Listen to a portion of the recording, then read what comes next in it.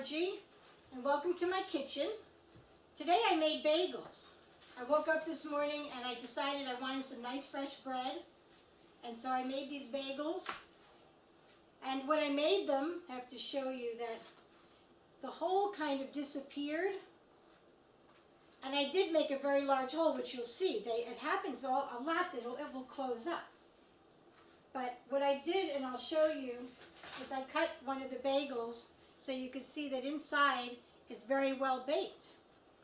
Now when you make a bagel, you need to broil, boil, and bake them. Actually, you don't really have to broil them, but I did. It's only for a couple of minutes on each side. And you'll see it's not really very difficult. There are a lot of steps, but it doesn't really take any longer than if you're making regular bread. Of course, it's much longer than going out and buying bagels.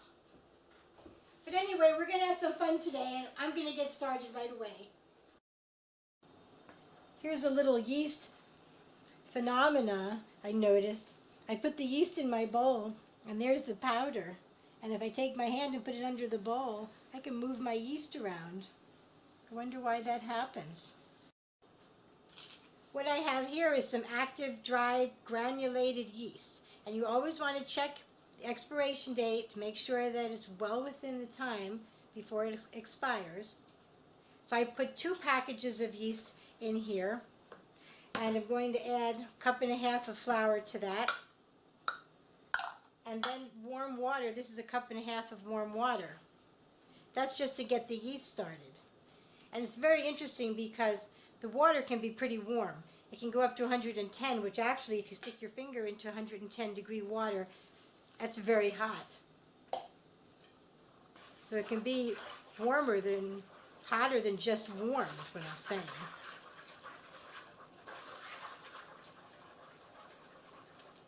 If you have a thermometer, you can test the water and see. And you'll see what I'm talking about when it gets up to 110 to 105 to 110. That's pretty warm. I once was in a spa that was 103, and we could barely get in it. So just give that a little stir, and then we're going to let it sit. You always want to let your yeast sit and rest. We're not in a hurry. So this has been sitting for a few minutes, and this is 3 tablespoons of sugar, which I'm going to add. And this is about a scant tablespoon of salt. That will help it rise also. We'll let this sit for a minute. Then we're going to add the rest of the flour. Now I have the extra 3 cups because it called for 4.5 cups total. So I'm just going to add this, and I know I'm going to need it all, so I don't need to add it slowly.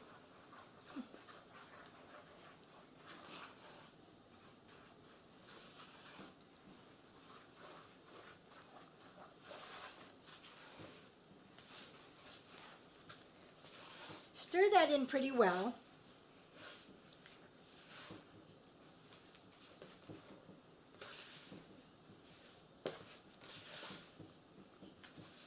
I'm going to cover this bowl with some saran wrap and let it sit again for a couple of minutes. Every time I work the dough, I like to let it sit for a few minutes. In this pot, I have 1.5 gallons of water. And in here I have 1.5 tablespoons of sugar. So I'm just going to sprinkle the sugar in the water, and we're going to bring this water to a boil. The dough has rested enough. We'll hold on to that saran wrap.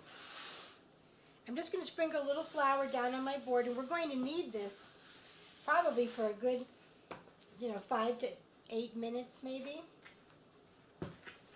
Just put it on the board, get started. So I'm going to sprinkle a little flour on my hands, on the dough. And what else works really nicely is if you have a dock scraper that you can use to pick up your dough. Helps the dough to keep from sticking to the board when you're kneading. when you get started. It just helps.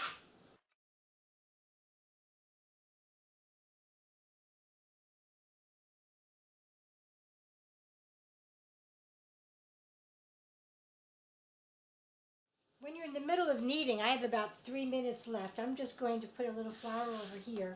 And I'm going to take my scraper. And you see when you scrape even on the surface, it doesn't look like there's anything on it. There is. That's what a dock scraper is all about. Okay. So you want to keep this away from your dough. All right. And I'm just going to put a little bit more down. And then I'm going to go wash my hands just to get anything that's sticky on my hands off. And then you want to dry your hands really well and start again, and you'll see how much better that is. You won't add as much flour to your dough.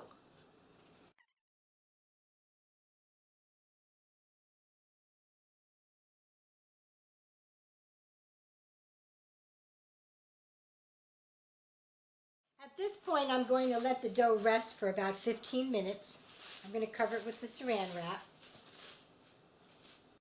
It's been about 15 minutes, so I'm going to divide this into 12 parts, 12 little balls. You can first do that by dividing it in half, and then divide the half into 3, and then again.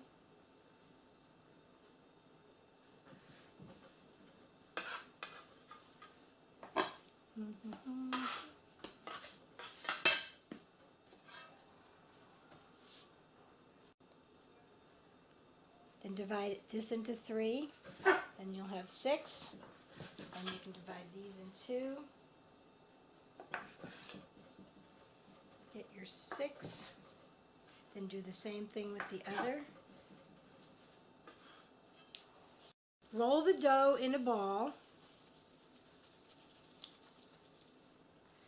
Okay, and then with a little flour on it, punch a hole, try to do it right in the center so the bagel will be the same thickness all the way around. Sometimes that's a little hard. And I just start working around it to stretch out the hole.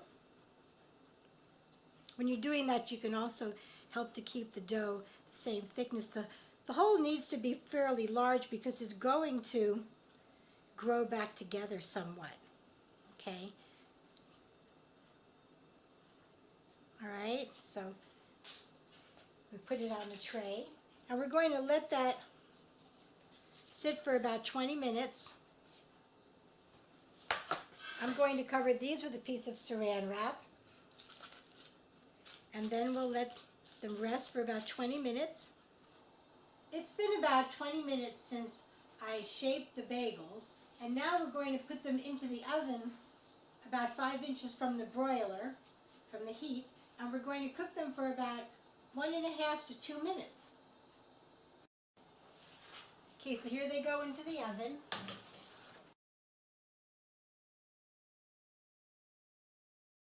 We're going to take these out, and I'm going to flip them over and do the same thing on the other side.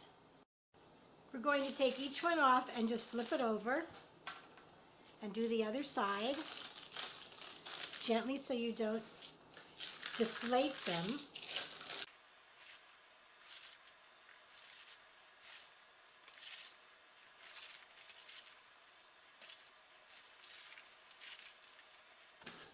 Now we'll put these in the oven under the broiler for another 2 minutes approximately.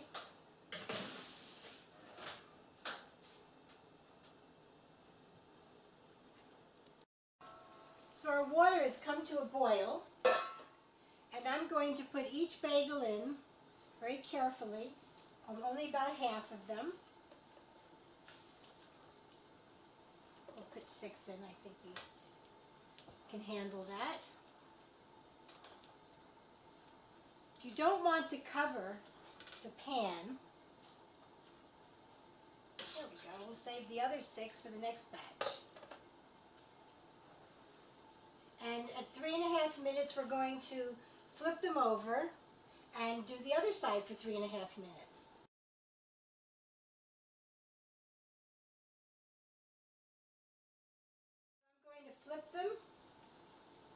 And you can tell by looking at them which ones have been flipped. Of course, they're very shiny because of the water. So there, now we have them all flipped, and we'll do it another 3.5 minutes. It's been 3 minutes since these were put in. So I'm going to take these out and I'm going to drain them. Try to drain them pretty well. And just place them on your cookie sheet.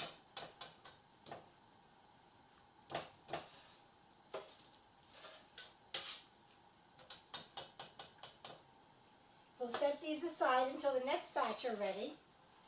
See how they look? Even though they don't have their holes in them, they feel like there's air inside. They're very light. They're so cute. Now we're just going to go ahead and put these into the oven and let them bake for about 30-35 minutes until they're nicely browned.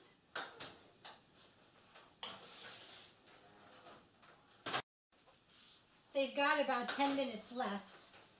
We'll give them a turn. Back ones are a little darker. So that's the bell for about 30 minutes. So let's see how they look. Ooh, they do look pretty good.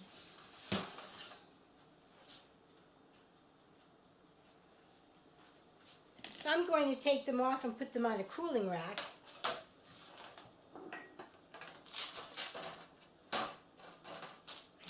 I think they're just perfectly done.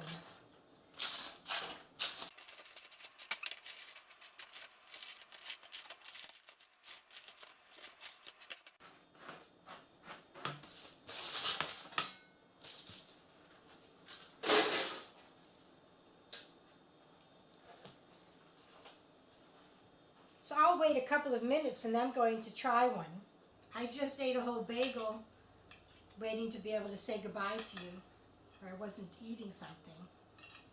So what I need to do now is go out and get some cream cheese and lox. So I hope you have a great day and try these bagels. I'm so glad I did. I was running out of bread this morning, so I thought I needed to make something.